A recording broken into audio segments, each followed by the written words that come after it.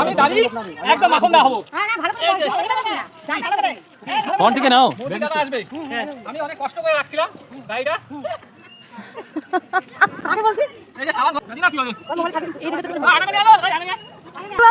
সেই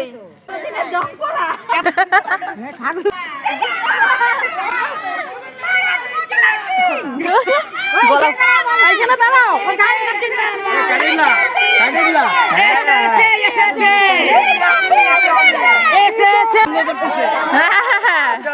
প্রতিজ্ঞা করছে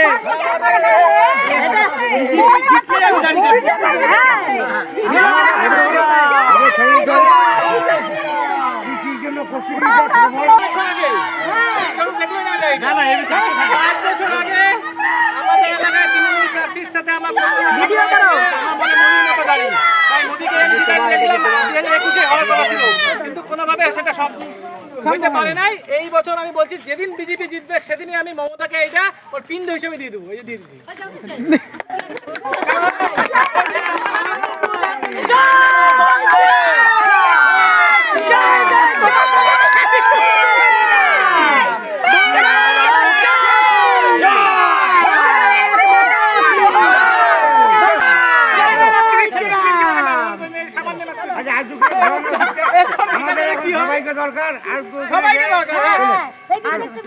আমাদের সবাই ভালো লাগতেছিল, এখন বাকুন্দার মতো লাগতেছে।